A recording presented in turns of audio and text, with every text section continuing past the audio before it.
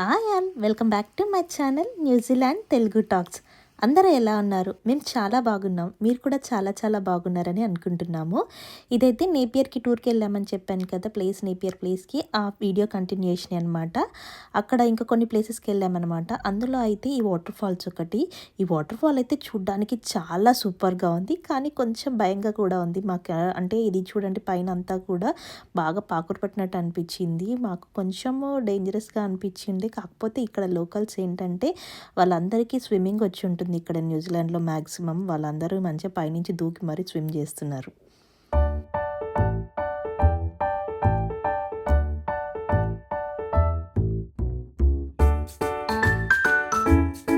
ఈ అబ్బాయి ఎవరో అప్పటి నుండి ట్రై చేస్తున్నాడు, కానీ దునకడానికి ధైర్యం సరిపోవట్లేదు అనుకుంటా. వెళ్తున్నాడు వస్తున్నాడు, వెళ్తున్నాడు వస్తున్నాడు. కాకపోతే లాస్ట్కి దూకాడో లేదో మేమైతే చూడలేదు. స్విమ్మింగ్ మీలో ఎంతమందికి వచ్చే కామెంట్ సెక్షన్లో కామెంట్ చేయండి. ఒకవేళ డేంజరస్గా ఉంటే మాత్రం ఆ ప్లేస్లో అసలు స్విమ్ చేయకూడదు. ఫన్ కంటే కూడా సేఫ్టీ చాలా ఇంపార్టెంట్ అని నా ఫీలింగ్.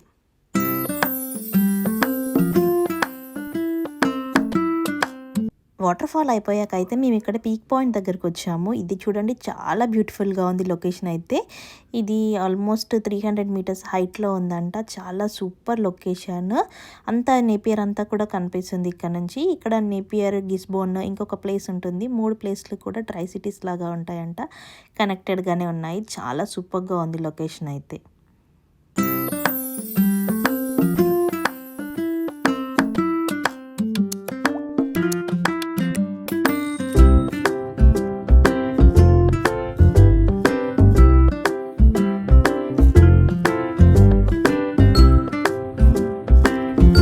పీక్ పాయింట్ చూడడం అయిపోయాక అయితే లంచ్ టైం అయింది. ఇక్కడ ద గ్రేట్ చిల్లీ అంట. ఇది మన ఇండియన్ రెస్టారెంట్ అనమాట.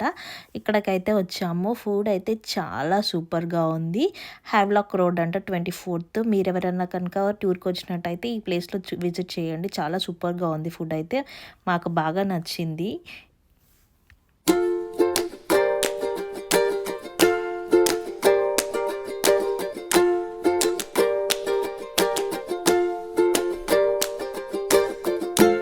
లంచ్ అయిపోయాక అయితే మేము ఇక్కడ క్రెగ్గి రేంజ్ వైన్ యార్డ్కి అయితే వచ్చాము. ఇక్కడైతే వీళ్ళు వైన్ మ్యానుఫ్యాక్చరింగ్ చేస్తారంట. అదంతా ప్రాసెస్ చూపిస్తారు. దీనికి టికెట్ వచ్చేసి అడల్ట్కి అయితే $15 అనమాట. న్యూజిలాండ్ డాలర్స్ అంటే మన కరెన్సీలో అప్రాక్సిమేట్గా 750 రూపీస్ ఉంటుంది. ఇక్కడ వీళ్ళైతే అంత ప్రాసెస్ కూడా క్లియర్గా ఎక్స్ప్లెయిన్ చేశారు. ఇక్కడ వీళ్ళు గ్రేప్స్ని ఎక్కడ పండిస్తారు, ఎన్ని టైప్స్ ఆఫ్ గ్రేప్స్ యూజ్ చేస్తారు వైన్స్ కోసం, అదంతా కూడా చాలా క్లియర్గా ఎక్స్ప్లెయిన్ చేశారు. ఇంకా ప్రాసెస్ అంతా కూడా లోపలికి తీసుకెళ్ళి చూపించారు. చాలా బ్యూటిఫుల్గా ఉంది. ఇక్కడంతా కూడా చాలా గ్రీనరీ ఉంది. ఇంకా లోపలికి వెళ్ళాకైతే ఇక్కడ ఫస్ట్ బ్యారెల్స్ ఉన్నాయి. ఈ బ్యారెల్స్లో అయితే వాళ్ళు గ్రేప్స్ని 14 days వరకు అలా ఉంచుతారంట. అవన్నీ కూడా పులిసిపోతాయి కదా, ఫర్మెంట్ అయిన తర్వాత అయితే ఇందులో నుంచి వేరే సపరేట్ చేసి ఇంకా చిన్న బ్యారెల్స్లోకి పెడతారంట 1 to 2 years వరకు.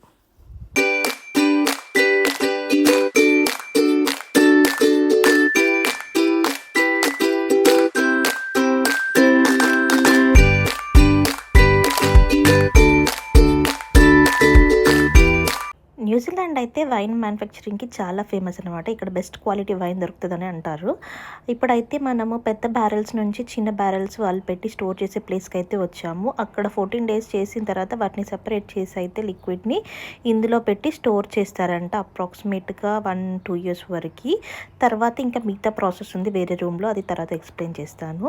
చూడండి ఎన్ని పెద్ద బ్యారెల్స్ ఉన్నాయి కదా. ఆ చిన్న బ్యారెల్స్ నుంచి అయితే వైన్ అంతా కూడా దీంట్లోకి తర్వాత పంపిస్తారంట. ఇక్కడ నుండి ఫిల్లింగ్ అయితే జరుగుతుందంట. ఇదైతే నేను ఫస్ట్ టైం చూస్తున్నాను వైన్ మ్యానుఫ్యాక్చరింగ్. మీలో ఆల్రెడీ ఎవరైనా చూస్తుంటే కమెంట్ సెక్షన్లో కమెంట్ చేయండి.